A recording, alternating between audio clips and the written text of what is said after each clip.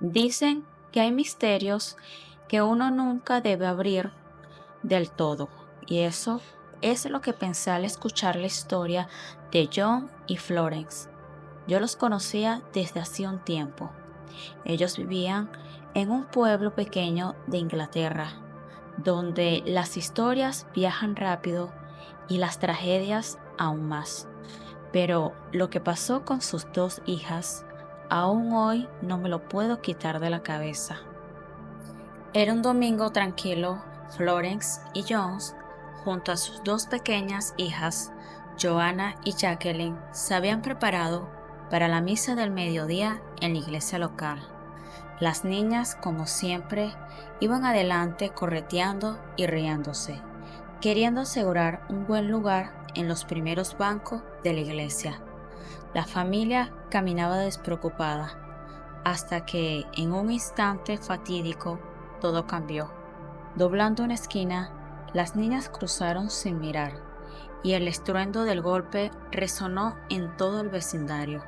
Un coche las había atropellado, quitándoles la vida en el acto. Fue una tragedia que dejó al pueblo entero en total silencio. John y Florence quedaron destrozados como padres. Nadie podía llenar ese vacío, esa herida abierta que no dejaba de sangrar por más que lo intentaran. Un año después, con el dolor aún a flor de piel, Florence quedó de nuevo embarazada. Nadie podía creerlo. La vida parecía haberles dado otra oportunidad. Y cuando supieron que serían gemelas, no podían contener la mezcla de alegría y temor. Gillian y Jennifer nacieron un 4 de octubre de 1958. Aunque eran idénticas, tenían ciertas marcas que inquietaron a sus padres. Jennifer tenía una marca de nacimiento en la frente justo donde Jacqueline, la hermana que nunca conoció, había tenido puntos de sutura tras una caída. Por otro lado, Gillian, en cambio, tenía un lunar en el mismo costado izquierdo de la cintura donde Joanna, su otra hermana fallecida, había tenido uno también. Para Florence y John, esas marcas no eran simples coincidencias, eran recordatorios de las niñas que habían perdido. Cuando las gemelas cumplieron 3 años, los padres decidieron mudarse a otra ciudad de Inglaterra, a un lugar más costero cerca de las playas, donde pensaban que podrían encontrar un poco de paz y alejarse de las sombras del pasado. Al principio, la mudanza parecía ser lo que necesitaban, pero cuando las niñas empezaron a hablar, algo perturbador comenzó a surgir. Gillian y Jennifer empezaron a pedir juguetes que nunca deberían haber conocido. Había unas muñecas antiguas guardadas en el sótano que pertenecían a sus hermanas fallecidas, a las que ellas llamaron Mary y Susan, exactamente como sus hermanas la habían nombrado antes de morir. Los padres apenas podían respirar cada vez que salía una nueva coincidencia, pero lo peor fue ver cómo Gillian se comportaba como Joanna, tomando el rol de líder, mientras que Jennifer seguía cada una de sus instrucciones como las hacía Jacqueline. Parecía que las dos niñas habían vuelto en la forma de estas gemelas, repitiendo patrones que solo John y Florence podían recordar. Los padres contaron que en una ocasión, mientras jugaban en el patio, escucharon a Jennifer decirle a Gillian algo que los dejó sin aliento. La frase se escuchaba así: "No quiero que me vuelva a pasar". Fue horrible. Los padres se sintieron sumamente nerviosos y no sabían qué decir. No podían ni respirar. Gillian le respondió con un tono casi desaprobador: "No me lo recuerdes, parecías un monstruo y algo rojo salió de tu cabeza". Era imposible. Aquellas palabras, aquel recuerdo, pertenecían al accidente en el que murieron sus hermanas, un suceso del que nadie había hablado frente a las gemelas. Florence, blanca como la leche, se llevó una mano a la boca, incapaz de procesar lo que acababa de escuchar de sus hijas. La noticia llegó a oídos del Dr. Stevenson, un psiquiatra especializado en fenómenos de reencarnación. Al principio, John y Florence no querían involucrarse, pero la curiosidad y el temor a la vez los llevaron a recibirlo en casa. El Dr. Stevenson documentó todo con detalle, pues no era la primera vez que escuchaba de casos así. Según sus estudios, los recuerdos de una vida pasada suelen desvanecerse alrededor de los 5 años. En su experiencia, los niños reencarnados hablan de esos recuerdos con una naturalidad inquietante, como si realmente estuvieran reviviendo en otra vida.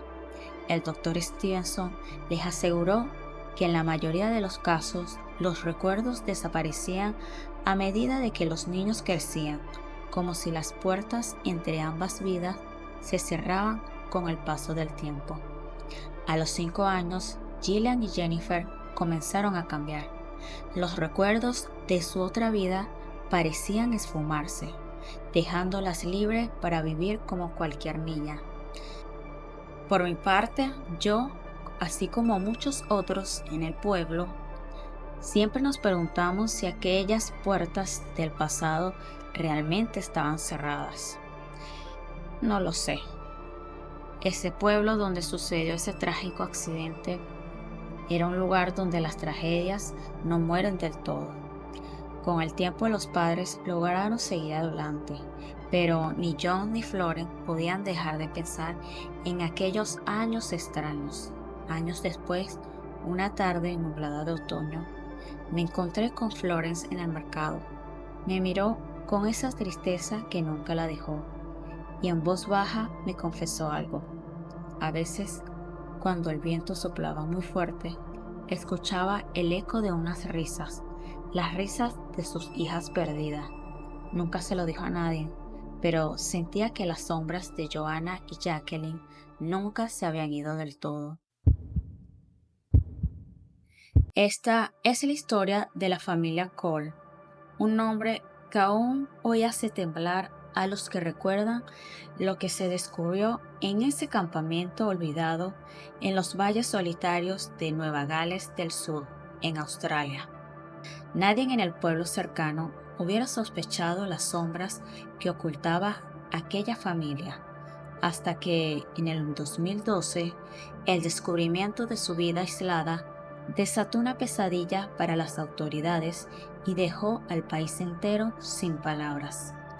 Todo comenzó décadas atrás en Nueva Zelanda, cuando una niña llamada Juni Cole nació en medio de una relación tan oscura como prohibida. Sus padres eran hermanos. Desde ese momento, la historia de la familia Cole ya estaba marcada por un estigma. En los años 70, June y su esposo Tim, su primo cercano, emigraron a Australia buscando un lugar donde sus secretos pudieran respirar libre de miradas ajenas. Encontraron una parcela aislada en las montañas, una granja lejana donde nadie se aventuraba, y allí se asentaron con sus hijos, levantando una vida que sería el inicio de una cadena interminable de abusos y perversiones que se perpetuarían por generaciones. A lo largo de los años, aquella granja se convirtió en una trampa para las futuras generaciones de la familia Cole. En cada rincón del terreno, el ambiente húmedo y frío se filtraban por las paredes de hojalata y madera podrida, llenando el aire de un olor penetrante y también rancio. Los Cole vivían sin agua, sin corriente, sin luz y en condiciones de total abandono. Los niños que iban naciendo en medio de relaciones incestuosas entre padres, hermanos y primos mostraban señales evidentes de malformaciones y enfermedades. Sus cuerpos frágiles, sus miradas perdidas y sus movimientos torpes hablaban de una vida quebrada desde el nacimiento. Fue en 1995 cuando Sarah Cole, una de las hijas, rompió el silencio arrastrando su historia de abuso hasta la puerta de las autoridades. Contó cosas que nadie en su sano juicio podría inventar. Habló de un infierno en el que sus hermanos y su propio padre la habían obligado a callar y a sufrir. Pero, a pesar de su confesión, el sistema falló y la familia continuó con su vida oscura y retirada, como si aquel lugar estuviera maldito y a nadie le interesara mirar en sus sombras. Para el 2012, después de años de investigación y rumores, las autoridades finalmente decidieron intervenir en aquel campamento. Lo que encontraron allí dejó sin aliento a los oficiales que se adentraron en las sombras de la granja de la familia Cole. La escena parecía sacada de una pesadilla. En el centro del terreno había cabañas improvisadas de madera y chapa que se alzaban tambaleantes, cubiertas de mugre y basura. Los niños corrían descalzos entre escombros y restos de comida podrida. En el suelo había huellas de pies desnudos que parecían grabarse en el barro y en el polvo, como si cada paso dejara un eco de tristeza y horror en aquel suelo de suciedad. El olor, claro que era insoportable, una mezcla de excrementos, sudor y comida descompuesta que hacía retorcer el estómago. Aquellos niños no sabían leer, no sabían escribir. Sus ojos, llenos de confusión, miraban a los oficiales con miedo, como si desconocieran todo lo que no fuera en ese entorno. Muchos de ellos estaban enfermos, con deformidades visibles y retrasos en el desarrollo. El médico forense, que más tarde realizó estudios, describió la situación como un horror clínico. Muchos de los problemas de los niños provenían de la consanguinidad y de la falta absoluta de cuidados básicos. Dentro de las cabañas, los oficiales encontraron pruebas de la red incestuosa que sostenía a la familia Cole. Las relaciones entre padres, hijos e hermanos se entrelazaban como una maraña imposible de desenredar. En los testimonios que lograron arrancar algunos de los miembros, las palabras eran confusas, como si el lenguaje mismo se le escapara de las manos. Niños que parecían adultos, adultos que actuaban como niños. Las mentes de la familia Cole parecían atrapadas en un laberinto del que nunca saldrían. Después de la muerte de Junick en el 2001 y de Tim en el 2009, una de las hijas, Betty Cole, tomó las riendas de la familia junto con su hermano Charlie, con quien tuvo una docena de hijos. Bajo el liderazgo de Betty, la familia continuó con sus palabras insanas y evitaba cualquier contacto con el mundo exterior. En sus ojos brillaba una frialdad que resultaba más aterradora que cualquier grito. Para ellos, aquello no era una vida maldita, sino una costumbre, una tradición que nadie cuestionaba.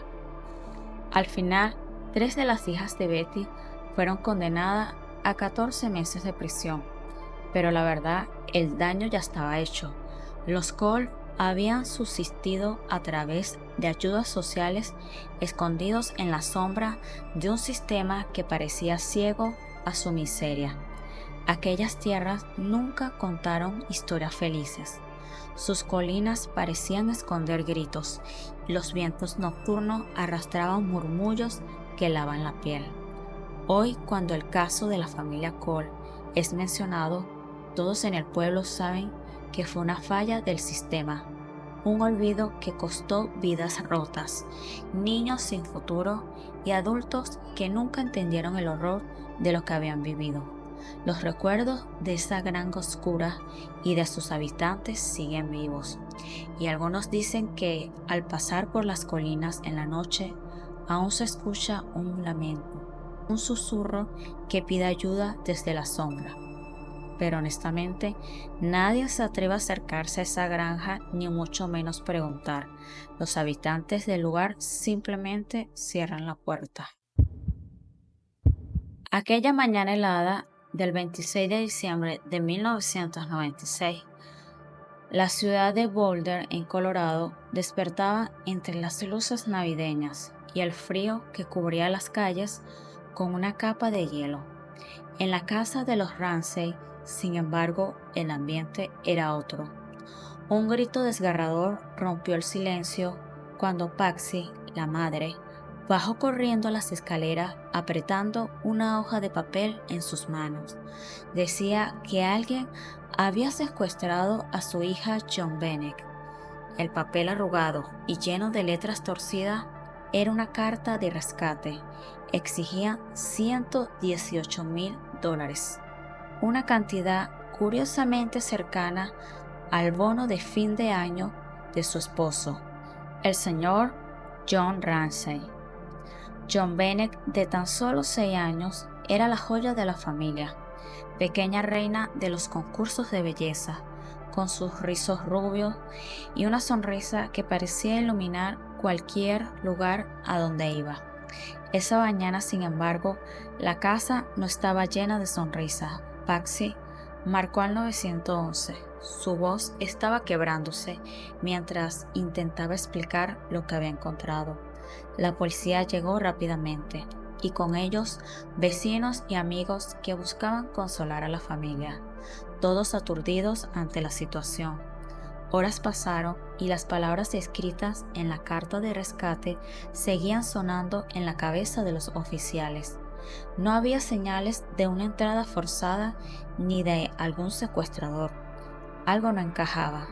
Mientras tanto, la familia intentaba procesar el horror que vivían. Pero entonces el ambiente en la casa dio un giro más oscuro. Fue John, el padre, quien se adentró al sótano, un lugar frío y polvoriento que raramente se usaba, y fue allí donde todo se desmoronó. En un rincón oscuro del sótano, cubierto con una manta blanca, encontró el cuerpo de su pequeña John Bennett. La niña estaba inmóvil, su rostro pálido, con un lazo grotesco alrededor de su cuello. La escena era indescriptible, era espantosa. El cuerpo de una niña que apenas había vivido, destrozado en medio de una tragedia que nadie parecía entender. El descubrimiento del cuerpo cambió todo. Lo que había comenzado como un caso de secuestro ahora era un asesinato, uno lleno de muchas preguntas y misterios, pero sobre todo de mucho terror. La carta de rescate, que inicialmente había dirigido la atención hacia un posible intruso, comenzó a perder credibilidad. La casa no había sido forzada y la naturaleza del crimen parecía demasiado personal. Los medios de comunicación se volcaron sobre el caso como lobos hambrientos. La imagen de John Bennett con su vestido de princesa y sus rizos dorados pronto estuvo en todos los periódicos y programas de televisión. Se convirtió en una tragedia nacional, en una historia que nadie podía dejar de seguir. Pero mientras el país entero buscaba respuestas, las preguntas dentro de la misma casa de los Ramsey comenzaban a hacerse más pesadas. Las autoridades pronto dirigieron su mirada hacia la familia. ¿Cómo era posible que una niña fuera asesinada dentro de su propio hogar sin que nadie escuchara nada? Las sospechas cayeron sobre Patsy y John, pero también sobre su hijo mayor, Burke. La posibilidad de que alguien cercano haya matado a John Bennett crecía bastante. El ambiente en la ciudad cambió. Lo que antes era un barrio tranquilo y acomodado, ahora estaba sumido en una nube de desconfianza. Las teorías crecían con mucha maleza, cada una más macabra que la anterior. Algunos decían que Patsy había perdido el control durante una pelea con su hija y que en un desespero intento por cubrirlo, había inventado toda la historia del secuestro. Pero otros decían que Burke, celoso de la atención de John Bennett, había sido el responsable de la muerte de la niña. A pesar de las teorías, no había pruebas concluyentes. La escena del crimen había sido contaminada desde el principio, con amigos y familiares caminando por la casa antes de que la policía pudiera asegurarla. Las pruebas de ADN no arrojaban resultados claros y cada pista parecía llevar a un callejón sin salida. Pero lo que más atormentaba a la gente era la idea de que alguien en la casa sabía la verdad, que detrás de las sonrisas en las fotos, de las entrevistas con la prensa, había un oscuro secreto que nadie quería revelar. Los Ramsey negaron siempre cualquier implicación, pero su comportamiento fue visto como sospecha. Patsy, en particular, fue señalada por su forma de hablar, su actitud durante las entrevistas, como si estuviera ocultando algo. A medida que pasaban los años, el caso de John Bennett se convirtió en un mito oscuro, una historia de terror que acechaba la mente de todos. Los rumores persistían, y aunque Patsy murió en 2006, llevándose muchos secretos a la tumba, el caso nunca dejó de ser una curiosidad enorme entre policías y familiares. ¿Quién había matado a la niña y por qué? Las preguntas seguían ahí como sombras que no se desvanecen. La ciudad nunca fue la misma después de aquello. El recuerdo de John Bennett se convirtió en una especie de fantasma que vagaba por las calles, en los susurros de los vecinos y en las teorías que seguían circulando. Cada Navidad, la casa de los Ramsey, que una vez estuvo llena de luces y celebraciones, quedaba en silencio, un eco de lo que había ocurrido allí en esa terrible mañana después de Navidad. Hasta el día de hoy, nadie ha sido oficialmente condenado por el asesinato de John Bennett. Su caso sigue abierto y su nombre inmortalizado en el horror de una tragedia sin explicación. Sigue sonando en las mentes de todos los que alguna vez oyeron su historia. Es imposible olvidar el rostro de esa niña que con su inocencia y alegría fue arrebatada de la peor manera posible.